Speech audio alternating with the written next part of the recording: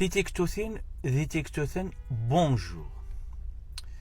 Il y a un monsieur qui m'a téléphoné pour demander quelques renseignements par rapport à qui doit rester dans le logement loué dans le cadre d'une séparation ou là dans le cadre d'un divorce.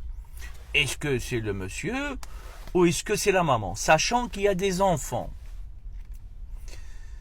Je vais répondre à cette question qui est assez délicate, dont plusieurs familles tombent dans l'erreur, particulièrement les papas, les hommes. Ils pensent une chose, mais la vérité, c'est une autre. Mais avant de répondre à ça, je vous demande si vous souhaitez avoir d'autres informations, d'autres sujets, si vous avez des commentaires, si vous avez des rectifications, n'hésitez pas à m'envoyer un WhatsApp, un audio WhatsApp sur mon numéro qui se trouve sur le profil, et aussi vous abonner à cette chaîne pour avoir d'autres informations nouvelles, ou si vous avez des sujets à traiter, sont les bienvenus. Donc, ce monsieur qui demande est-ce qu'il a le droit de rester dans le logement familial alors qu'il est en processus de divorce ou là de séparation.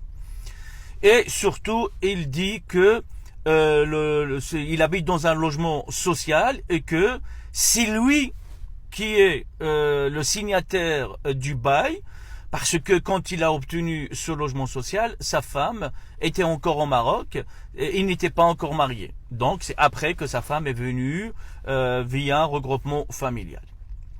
Il faut savoir une chose. Une fois que l'épouse est inscrite dans ce logement, une fois que l'épouse est inscrite à l'administration communale, comme quoi qu'il est domicilié dans ce logement familial, elle devient la locataire avec tous les droits, comme le monsieur. Qu'il a signé le bail ou elle n'a pas signé le bail n'a pas d'importance. Le monsieur ne peut pas mettre son épouse dehors, c'est strictement interdit. Voilà. Mais dans le cadre d'une séparation ou là dans un divorce, surtout quand il y a des enfants, l'épouse, la femme, ne peut pas mettre le mari dehors et le mari ne peut pas mettre sa femme dehors.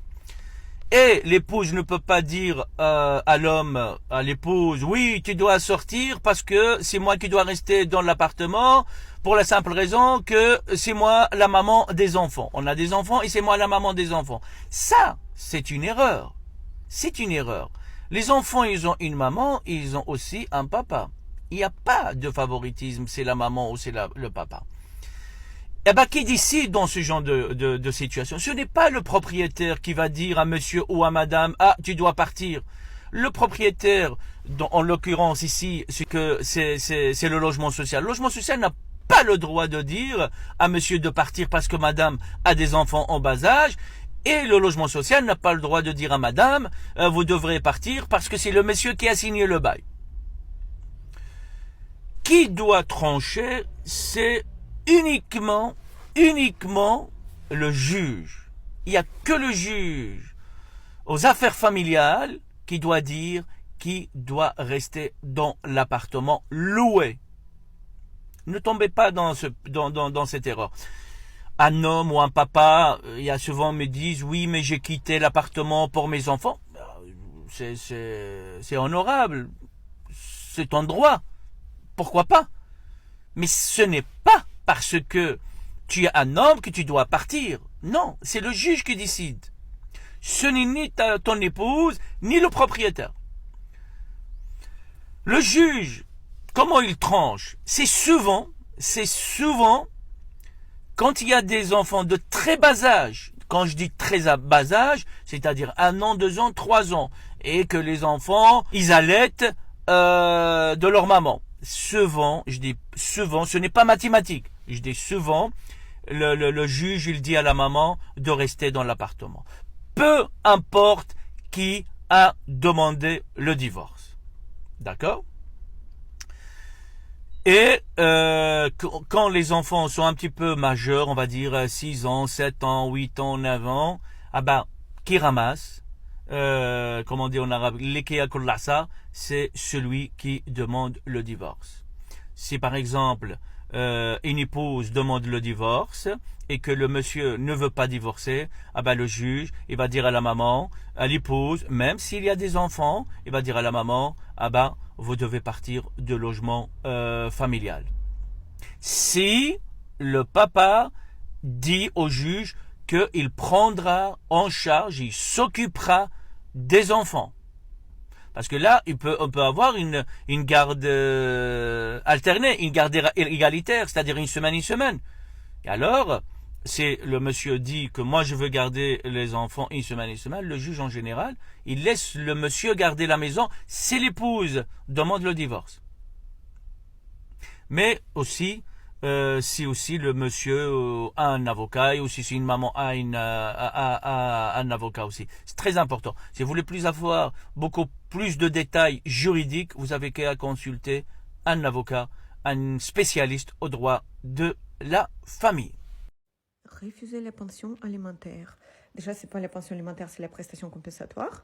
La pension alimentaire, c'est pour les enfants. Prestation compensatoire, c'est pour que mon niveau de vie, il ne baisse pas. T'as envie que mon niveau de vie, il baisse? Moi, je n'ai pas envie que mon niveau de vie, il baisse. Moi, je prends l'argent avec la gratitude. Je m'imagine déjà me promener à Paris avec mes sacs de shopping. Je vais m'asseoir sur une terrasse avec une coupe de champagne bien frais. Je vais fêter mon divorce parce que ça y est, je suis divorcée. Je vais penser à mon ex, je vais lui envoyer plein de gratitude aussi parce que moi, il n'y a pas de haine. Moi, je prends tout l'argent qui vient vers moi, même si c'est à travers mon ex avec la gratitude. Comme ça, je vais lui envoyer des bonnes vibes et de la bonne karma. Et moi, je vais kiffer. Moi, je vais me faire un kiff pour fêter ce divorce. Je vais même aller visiter ma copine à Dubaï. On va fêter le divorce ensemble. Donc, je vais me faire un kiff parce que si c'est pas moi qui fera un kiff avec cet argent, c'est lui qui se fera un kiff. Il vaut mieux que c'est moi qui me fasse un kiff. On n'est pas d'accord? Parce que sinon, lui, il va quand même dépenser cet argent pour de lacets et pour sa copine actuelle. Moi, je préfère dépenser cet argent pour moi plutôt qu'il la dépense pour sa meuf. Surtout qu'entre autres, cette meuf, c'était ma copine avant. Donc, attendez les gars. Moi, je prends ce qui m'appartient. Je vais kiffer et tout le monde sera heureux comme ça. Moi, je trouve que la prestation compensatoire, c'est un excellent moyen de responsabiliser les gens parce que dans le monde d'aujourd'hui, les hommes, trop souvent, ils se mettent en couple juste pour satisfaire leurs besoins basiques et ils veulent apporter aucune responsabilité derrière. Et ensuite, ils vont aller fourrer leurs zizi ailleurs sans aucune conséquence. Non. Au moins, avec la prestation compensatoire, ils vont peut-être réfléchir 2 fois. Est-ce qu'ils vont le faire ou pas? Après, le problème, bien souvent, c'est que l'exemple de mon ex, il n'a pas réfléchi. Parce que souvent, quand le sang, il descend vers le zizi, le cerveau d'un homme, il n'est plus alimenté. Mais c'est de la faute à qui tout ça? De personne. Donc après, il faut assumer les conséquences. Dommage. Et après, ces hommes, ils sont là sur le réseau à raconter comment c'est injuste. Les femmes sont vénales, ils ont rien fait de mal. Ouais, c'est ça, mon gars. Rien fait de mal. Nous, les femmes, nous payons nos erreurs avec notre santé mentale et physique. Parce que dans les relations où il y a la manipulation, mensonge et violence émotionnelle, le cerveau, il s'abîme autant que dans les cas où on subit la violence physique et les coups réels. Et il y a les études en neurosciences qui le prouvent. Et si ça vous intéresse, vous pouvez même lire un livre qui s'appelle Le corps n'oublie rien, où l'auteur il explique justement comment le rejet, l'humiliation, les mensonges, il active les mêmes zones de cerveau que la douleur physique. Par contre, il est vachement dur à lire ce livre. Il est très technique, mais bon, si ça peut intéresser quelqu'un de comprendre comment les blessures émotionnelles ils détruisent notre santé et qualité de vie, ça peut être intéressant à lire. Donc, c'est pas parce que cette torture émotionnelle qu'on subit qu'elle est invisible, qu'elle n'est pas réelle. Elle est bien réelle et sachez que quand on fait l'erreur de faire confiance à celui à qui on ne devrait pas, on le paye.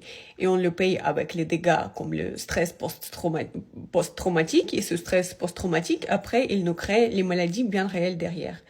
C'est pour ça que considérer que la prestation compensatoire, c'est pas juste un acte de vengeance, mais un dédommagement moral et physique pour que derrière, on puisse nous soigner. Parce que 80 € par semaine, il faut les sortir pour payer les psys.